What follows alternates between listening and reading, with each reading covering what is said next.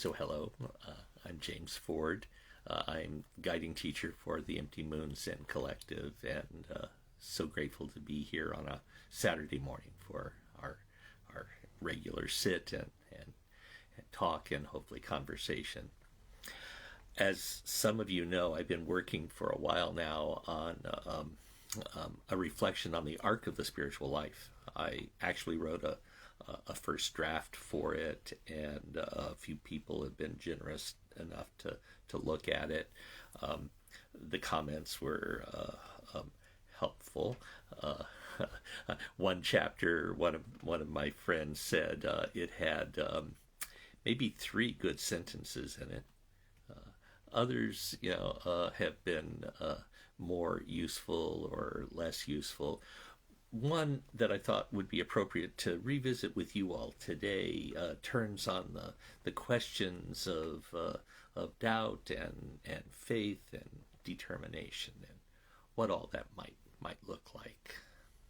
I begin all the chapters with a little epigraph, and here I drew on Anne Lamott. The opposite of faith is not doubt, it is certainty. It is madness. You can tell you have created God in your image when it turns out that he or she hates all the same people you do. I've always liked Thomas the Doubter and his insisting on seeing the wounds and touching them before believing. I've always considered him my personal patron saint. However, as something to be taken as historical or even reasonably possible, it's very unlikely. The story of Thomas only occurs in the Gospel of John, which was written about 100 years after Jesus' death. The Gospel is often considered a theological document rather than an attempt at capturing the life of Jesus. So, in the story, when Thomas asserts how he needs to touch Jesus' wounds before he will believe, we're being informed about Thomas's failing a critical test of the spiritual life. The point of the story, as it is presented, is how much better it is to believe without evidence. This is how doubt is usually treated in religions.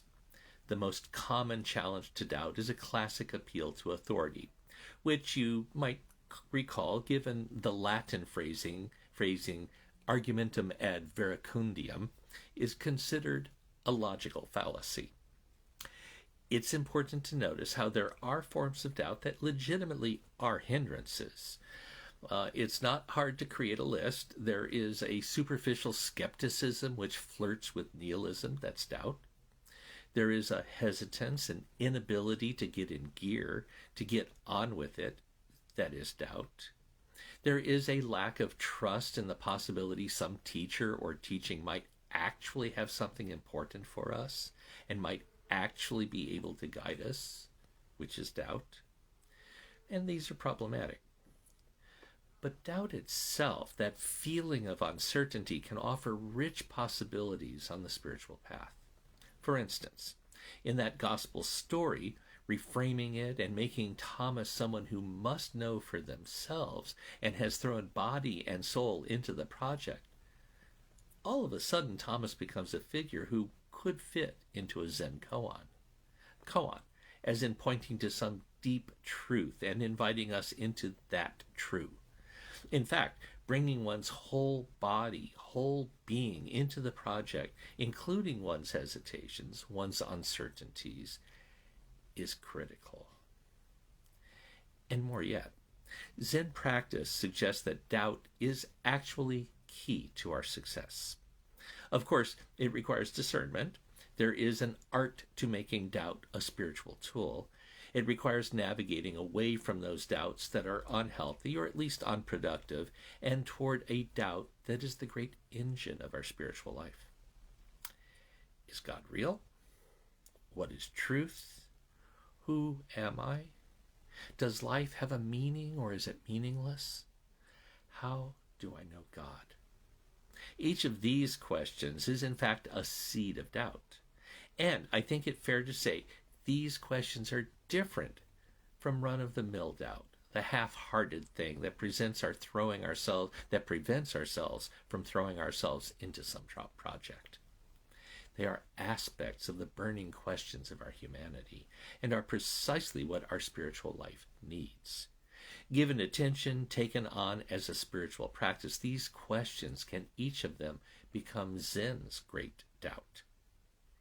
We need a foundation to take on this practice. This means we've set an intention, we've made commitments, we have begun a practice. We work with a spiritual director. And we need our own burning question as a deep curiosity, as a lack of certainty, as a profound doubt. It might arise from our own hearts, or, if we follow in the tradition, presented as a koan.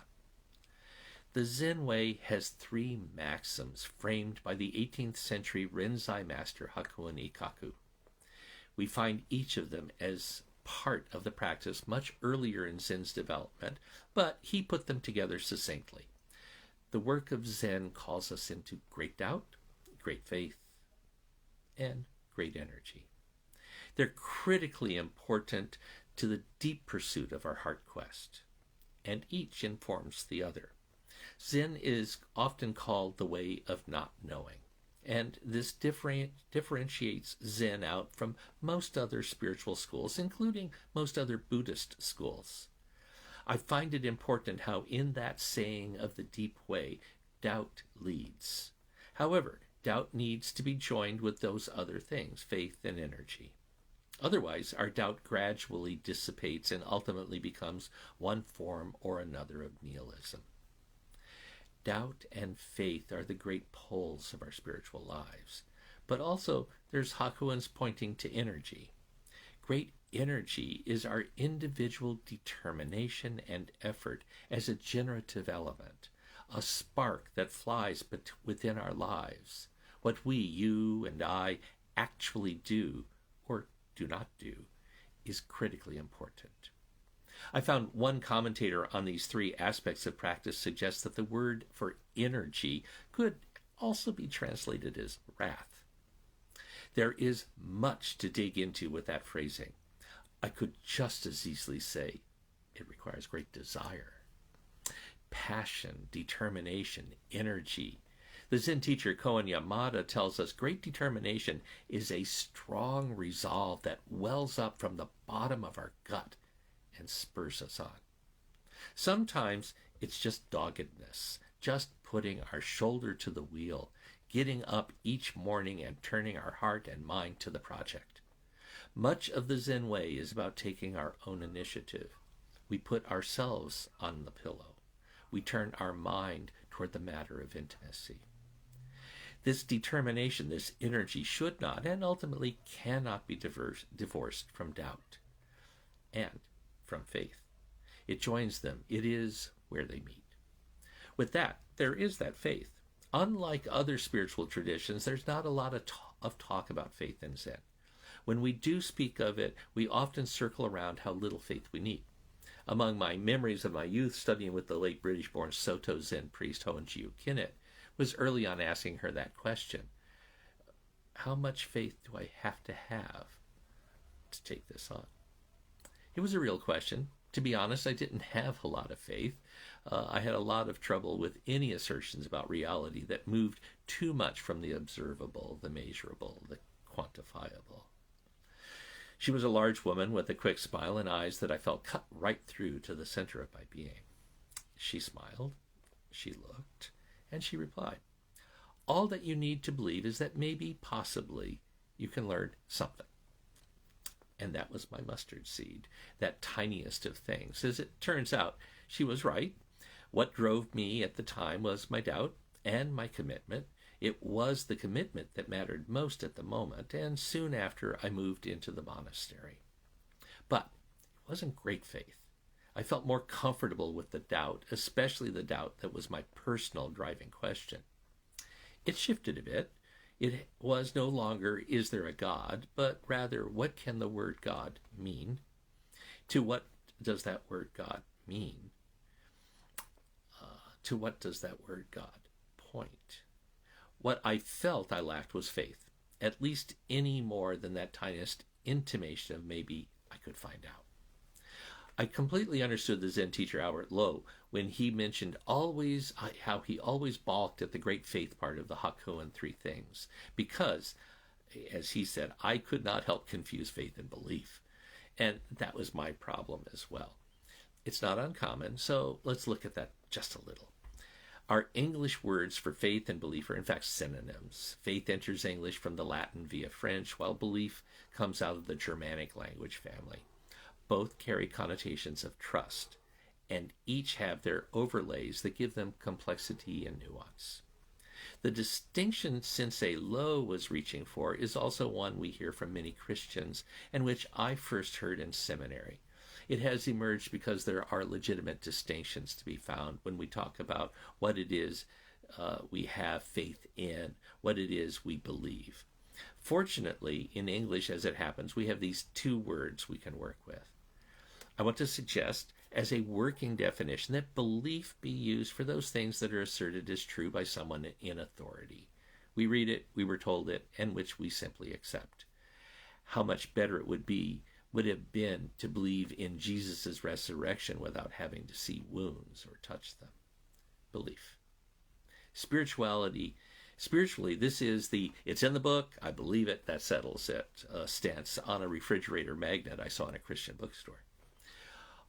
Often, belief in this sense is presented with a modifier like mere, showing this is the lesser term of the two.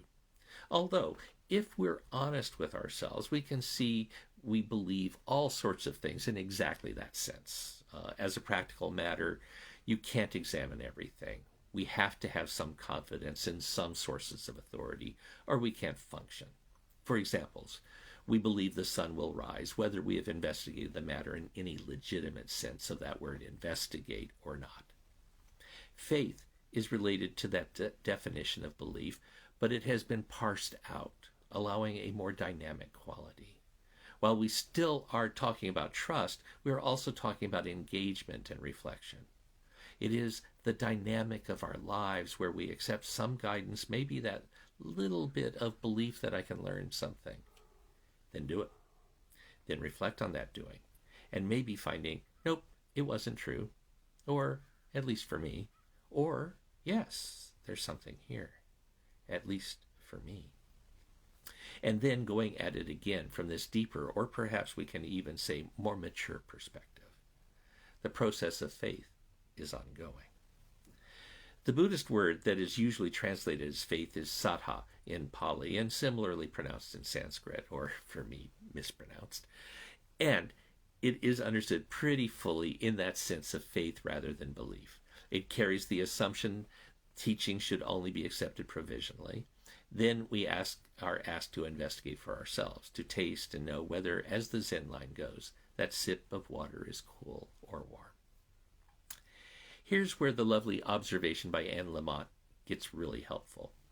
The opposite of faith is not doubt, it's certainty. Certainty is the killer. When faith is not the opposite of doubt, it becomes the companion of doubt. And taken together, doubt and faith open us to new vistas. Then, as the flower ornament sings to us, faith is the basis of the path, the mother of virtues, nurturing and growing all good ways, cutting away the net of doubt, freeing from the torrents of passion, revealing the unsurpassed road of ultimate peace. It continues a little further down. Faith is generous. Faith can joyfully enter the Buddha's teaching. Faith can increase knowledge and virtue. Faith can ensure arrival at enlightenment. Faith can go beyond the pathways of demons and reveal the unsurpassed road of liberation. Here we find that little mustard seed planted and growing. And I hope we find ourselves invited into that dynamic where a small belief, through active engagement, opens our hearts to ever deeper contours of wisdom, compassion, liberation. There's another way yet into this path of faith, an important angle to notice. Zen is a path of energy and effort, maybe even wrath. The other great Mahayana school in East Asia, Pure Land, goes in an entirely different direction, or at least it appears to. Its founders suggest we live in the last age, a time of disintegration where human access to wisdom is lost, and there is, in fact, no help for us through our own effort. We are, all of us, too broken, too defiled by our grasping, our aversions, and our endlessly complex certainties. We can't cut the thread of confusion, not by our own hands. Me, I felt that. I believe it's hard to look at the world and our own hearts and not find resonances with this perspective, not if we're being honest with ourselves. And in response to this, they tell a story of a Buddha. Not Shakyamuni, the Buddha of history, but of Amitabha, or infinite light in Sanskrit, called Amida in Japanese. Amida presides over a pure land, think heaven, and he has promised if we call on him, just call on him, he will carry us to that pure land where the way is open and clear and free. It's called Amida's primal or original vow. It's the great vow of the heart to take everyone with us. I believe if we're walking the great way for any length of time, we've had intimations of what this story points to. It's a good news. We don't have to have a strong practice. These are upayas, skillful means. They're tools. Whoever we are, whatever our situation in life, we call on Amida and we will be saved. Period. We give our heart, our trust, and we will be saved. Sound kind of familiar? The whole of the Christian story is about forgiveness and unmerited grace. And from a completely different world, a very similar story. And with it, a universal invitation. I believe there are deep connections between the grace of Pure Land and the grace of Christianity. But they are also different. The Pure Land turns on a primal vow, which itself is a kind of mystery. Christian faith turns on accepting an invitation out of a cosmic sacrifice, the details of which are argued over by theologians, of whom the wisest often fall back into mystery. It's in that mystery where these two different stories invite a surrender of our certainties and an opening of the heart. And with that offering, an invitation into a world that exists side by side with this one. Belief is about the world after death. Faith is about the world that we can touch here. What I find mostly is the connection between doubt and faith, between not knowing and the open heart. In the Pure Land as presented by the Japanese schools, this turning of the heart comes as shinjin. According to the great teacher Shinran Shonin, shinjin means the mind of reality. After he had spent 20 years pursuing austere meditations of the Tendai monastic life, he turned to that invocation, calling on Amida, Amitabha, infinite light. After a year of wholehearted calling, there was a moment, a turning. Shinran awakened to Shinjin. This is the really important part. Most Pure Land teachings suggest you believe and call on Amida. Then, when you die, you will be reborn into that Pure Land. Belief. With Shinran, as I understand him, you surrender into Amida's original vow, into the heart of love for all beings, into the mother of the world, and at that instant, you are born into the Pure Land. For Shinran, this very place is the Pure Land, because there is no separation between this place and that. So, doubt. So, faith. So, great energy and determination. With that, work and play become the fields of awakening. Our sweat and effort, our hurt and longing, we need it. And we need to let go of it. And with that, we find the universe kindly bending to embrace us. Amen. So be it. Svaha.